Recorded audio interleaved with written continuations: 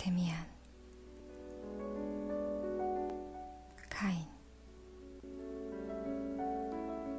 그 세 번째 이야기.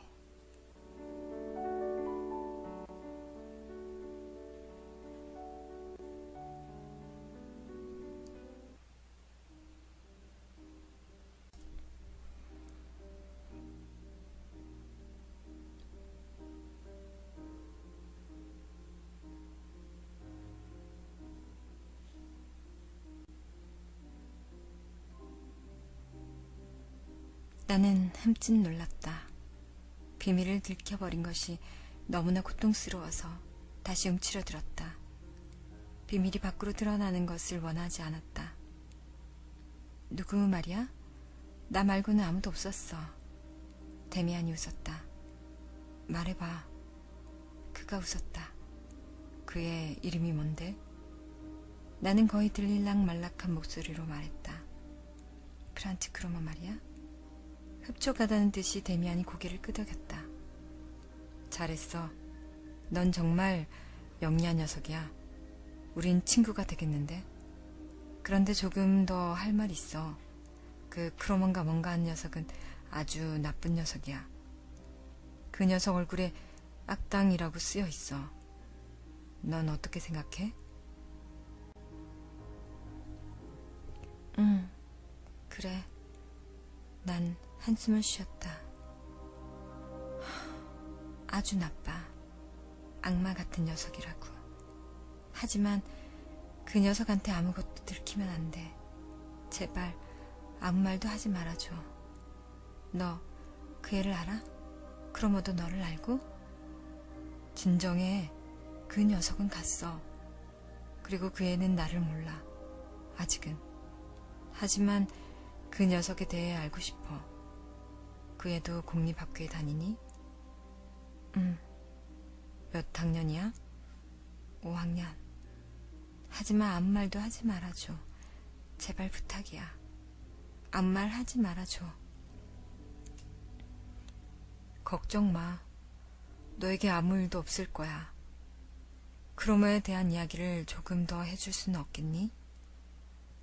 그럴 수 없어. 그건 안 돼. 나를 좀 내버려둬. 데미안은 말없이 한동안 서 있었다. 그러다가 그가 말했다. 유감이네. 우린 실험을 좀 더 할 수 있었는데. 하지만 널 괴롭히고 싶지는 않아. 그래도 네가 그 녀석을 두려워한다는 건 옳지 못한 일이라는 걸 너도 알지. 그렇지 않아? 두려움이 우리를 망치게 하는 거야. 하루빨리 벗어나야 해. 네가 진짜 사나이가 되려면 그 두려움을 벗어 던져버려야 해. 알겠지? 물론 네 말이 전부 맞아. 하지만 그렇게 안 되는걸? 넌 정말 모를 거야. 네가 생각했던 것보다 내가 훨씬 많이 안다는 걸 너도 봤잖아. 너 혹시 그 녀석에게 빚이라도 진 거야? 그래, 그렇기도 해. 하지만 그게 중요한 문제는 아니야. 말할 수 없어. 절대로 말할 수 없어. 만약에 내가 그 녀석에게 진 빚을 대신 갚아준다고 해도 말이야. 내가 줄 수도 있는데. 아니야. 그런 게 아니야. 제발 부탁이야.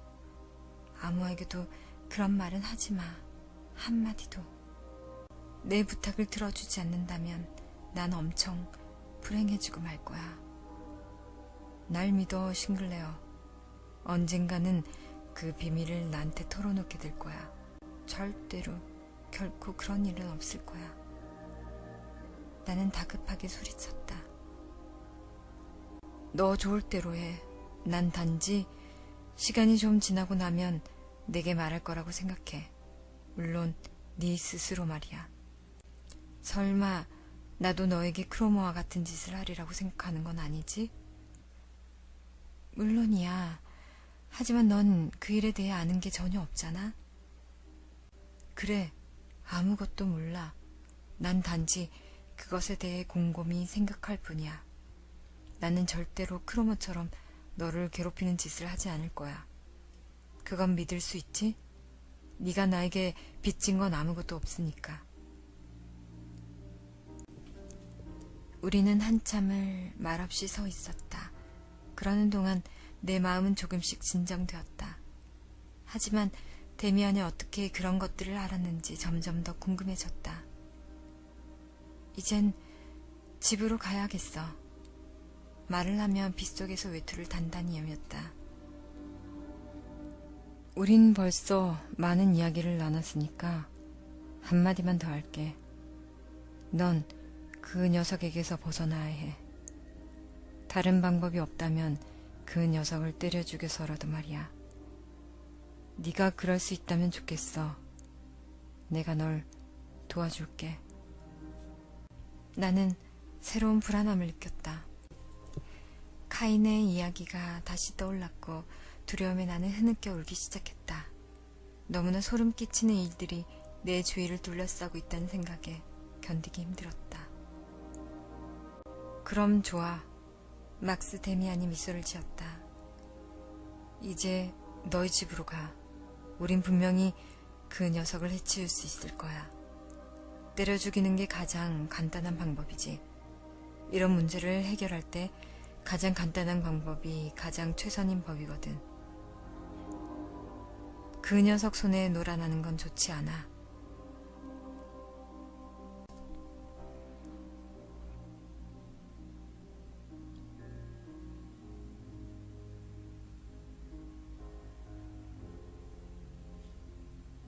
나는 집으로 왔다. 마치 1년쯤 떠돌다 돌아온 것 같았다. 모든 것이 달라 보였다. 나와 크로모의 관계도 뭐라고 할까? 미래나 희망 같은 것들이 있었다. 나는 더 이상 혼자가 아니었다.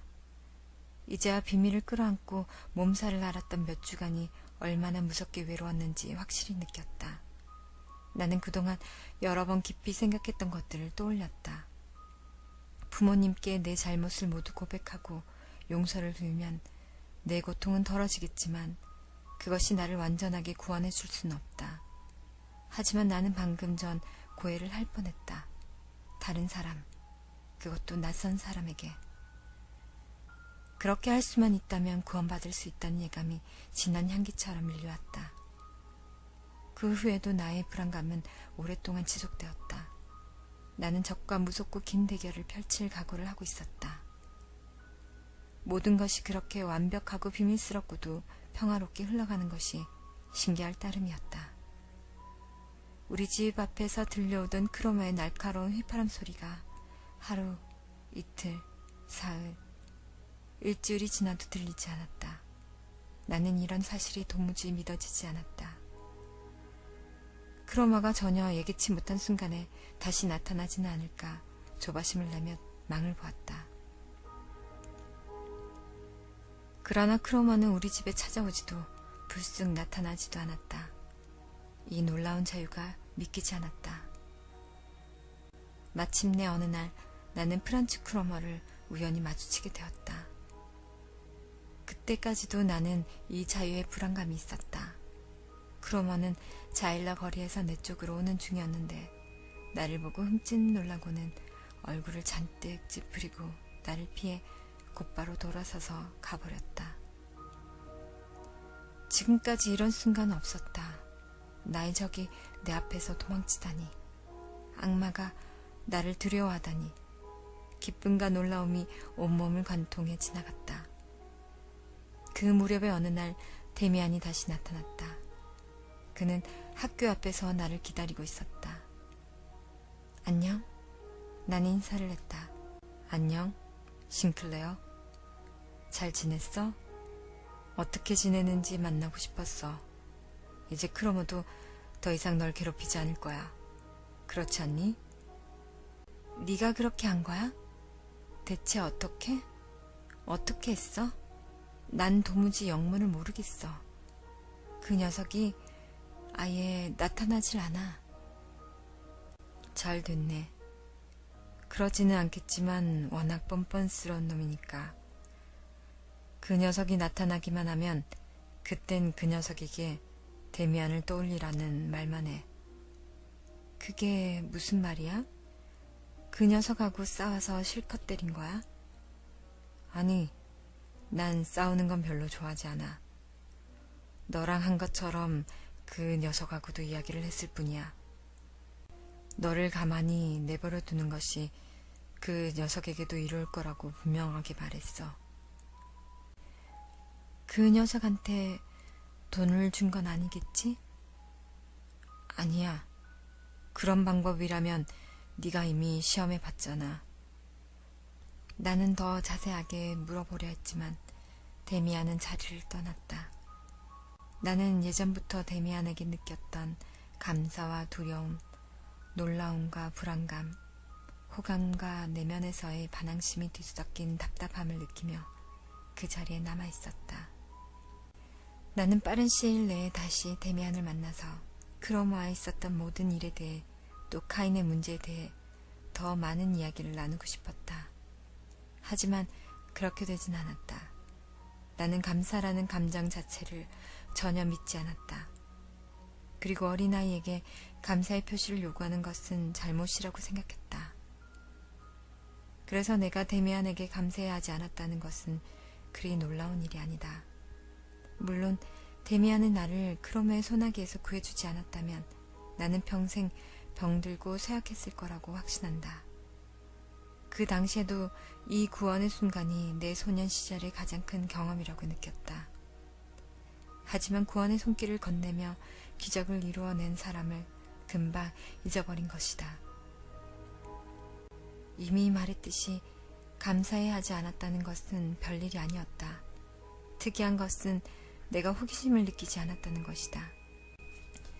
데미안과 나를 만나게 했던 비밀들을 더 자세히 캐내지 않고서는 편안하게 지낼 수 있었다는 게 신기했다. 나는 어떻게 카인에 대해, 크로모에 대해서, 독심술에 대해서 더 많이 이야기하고 싶은 호기심을 억눌렀을까? 이런 일을 전혀 이해할 수 없었지만 사실이 그러했다. 갑작스럽게 나는 악마의 소나기에서 풀려났고 내 앞에는 다시 밝고 즐거운 세계가 놓여 있었다.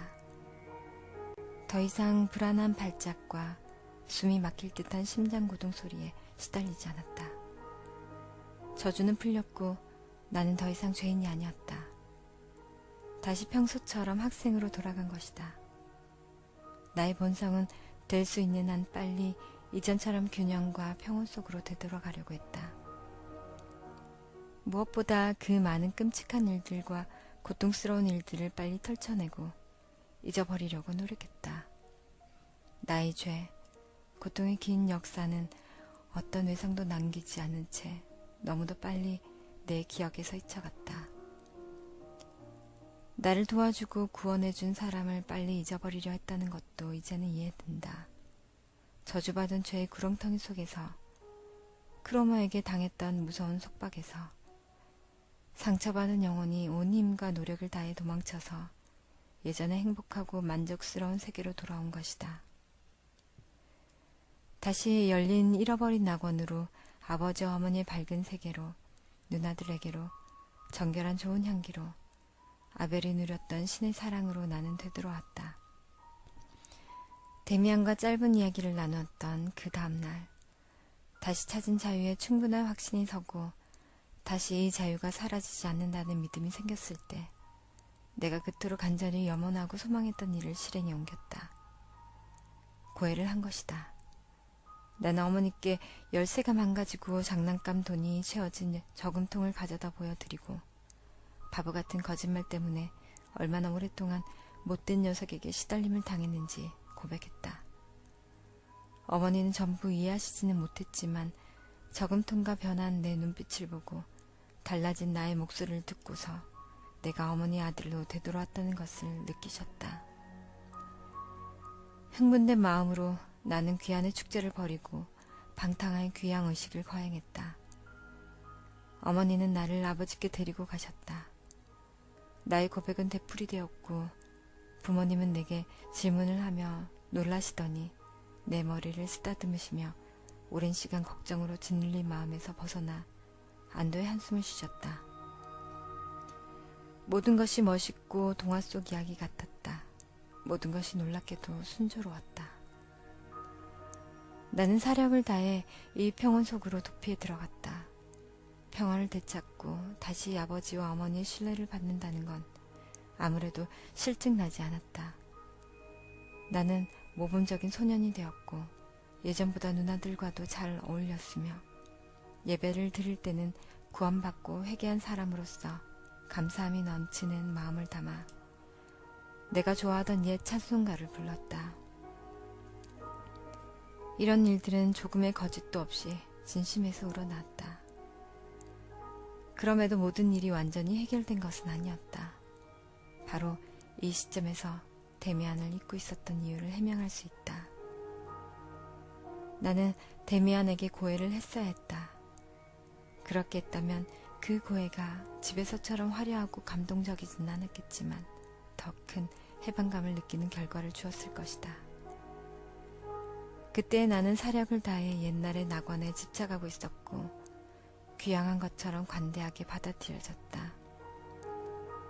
하지만 데미안은 이 세계에 속한 사람이 아니고 이 세계에 어울리지도 않았다. 데미안은 크로모와는 달랐지만 어떤 의미에서는 그 또한 나를 유혹하는 사람이었다. 다시는 알고 싶지 않은 또 다른 나쁜 세계와 나를 엮으려는 유혹이었다.